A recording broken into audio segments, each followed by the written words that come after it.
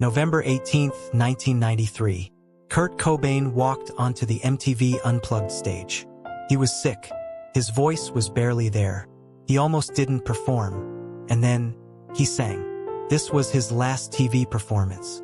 This was the last time millions of people saw him alive. Nobody knew. Hit subscribe because what happened that night will change how you hear Nirvana forever. MTV Unplugged, the show where rock bands played acoustic. Eric Clapton did it. Pearl Jam did it. But Nirvana? Kurt Cobain hated the idea. MTV called Nirvana in October 1993. Come do Unplugged. Acoustic. Intimate. Kurt said no. We're a loud band. We play electric. This is stupid. MTV kept calling. Kurt's manager kept pushing. Finally, Kurt agreed. But he had one rule. No hit songs. Kurt wrote a set list. 14 songs. About a girl.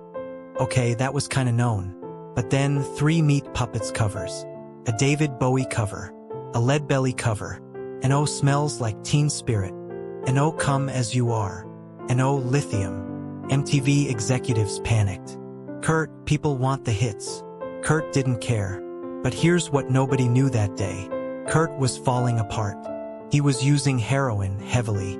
He had chronic stomach pain. He was fighting with Courtney Love. And 3 weeks before the show, Nirvana's tour got canceled. Kurt overdosed in a hotel room. He almost died. MTV didn't know any of this. November 18, 1993. MTV Studios, New York.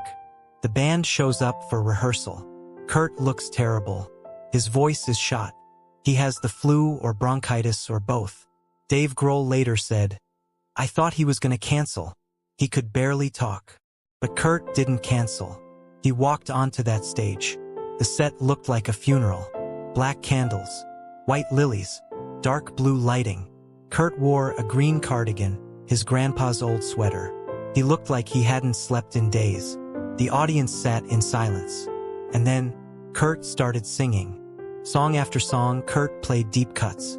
Come As You Are? No In Bloom. No Lithium. No. Instead, The Man Who Sold the World, David Bowie cover. Plateau, Meat Puppets cover. Oh Me, Meat Puppets cover. MTV executives were sweating. Is this gonna work? Are people gonna watch this? And then Kurt played song number 13. Where Did You Sleep Last Night? A Leadbelly song from 1944. About a man whose lover died in the pines. Dark, haunting, painful. Kurt introduced it. This is a song by my favorite performer, Leadbelly. And then he sang. His voice cracked. His hands shook. But he didn't stop. The song builds. In the pines, in the pines. Kurt's voice gets louder. Where the sun don't ever shine. Louder. I would shiver the whole night through. And then Kurt screams. His eyes snap open. He stares into the camera. For 3 seconds, he doesn't blink. The audience is frozen. And then, it's over. MTV executives didn't know what they just saw. Producer Alex Coletti said, I've never seen anything like that. Kurt looked possessed. Backstage, Kurt collapsed. He was exhausted. Sick. Done. Dave Grohl asked, You okay, man? Kurt nodded. But he wasn't. MTV edited the show. They added close-ups, crowd shots, lighting effects. But they left Kurt's performance untouched. December 16, 1993, the episode aired. 7 million people watched. It became the highest-rated Unplugged episode in MTV history. Critics called it the best Unplugged ever made. But Kurt didn't watch it. He was already gone in his mind. The next 5 months were chaos. January 1994, Nirvana toured Europe. Kurt overdosed again in Rome. March 1994, police called to Kurt's house. Domestic dispute. Guns confiscated. March 30th, Courtney Love staged an intervention. Kurt locked himself in a room with a gun. April 1st, Kurt checked into rehab in Los Angeles. April 2nd, Kurt escaped. Climbed over a 6-foot wall. Nobody knew where he went. April 5th, 1994. Seattle, Washington. An electrician arrived at Kurt's house to install a security system. He looked through a window, and he saw Kurt Cobain, dead, shotgun, self-inflicted. The coroner estimated Kurt had been dead for 3 days, which means Kurt died on April 5th, exactly 139 days after MTV Unplugged. Kurt left a note. "I haven't felt the excitement of listening to music or creating music in too many years now. It's better to burn out than to fade away." He quoted Neil Young. Neil Young later wrote a song about it, "Sleeps with Angels." The line, "It's better to burn out than it is to rust." But Kurt didn't burn out. He just stopped. April 8th, 1994. The news broke. Kurt Cobain found dead at 27. Thousands gathered in Seattle. They played Nirvana songs. They cried. Courtney Love read Kurt's note to the crowd. "He's a fucking asshole for doing this."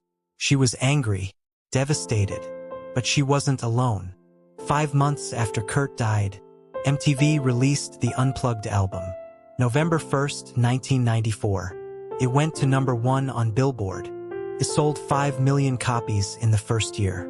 Critics called it haunting, a goodbye, Kurt's eulogy, and people started re-watching the performance. Especially Where Did You Sleep Last Night? That final scream, those 3 seconds of staring. People said, "He knew. He was saying goodbye. You can see it in his eyes." Years later, another legend covered a song on his deathbed. Johnny Cash, 2002.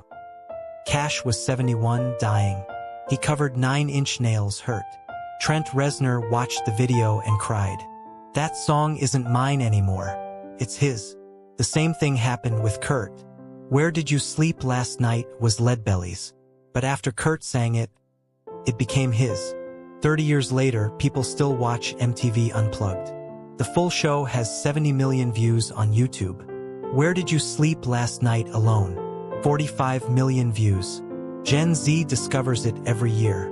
Comments say, "I wasn't born yet, but this makes me cry. How did he know?"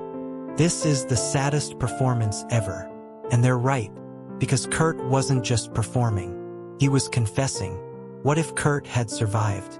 What if someone had found him on April 3rd? Or April 4th?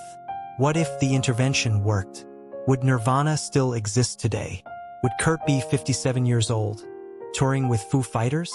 Dave Grohl built an empire after Nirvana. Foo Fighters, 15 Grammys, rock legend. Chris Novoselic became a political activist. But Kurt stopped at 27. Forever. If you watch MTV Unplugged today, you see things you missed in 1993. Kurt scratching his arms, withdrawal symptoms. Kurt's eyes closing too long, exhaustion or drugs. Kurt's voice cracking, he's fighting through pain. And that setlist, no hits, makes sense now. Kurt didn't want to play Smells Like Teen Spirit.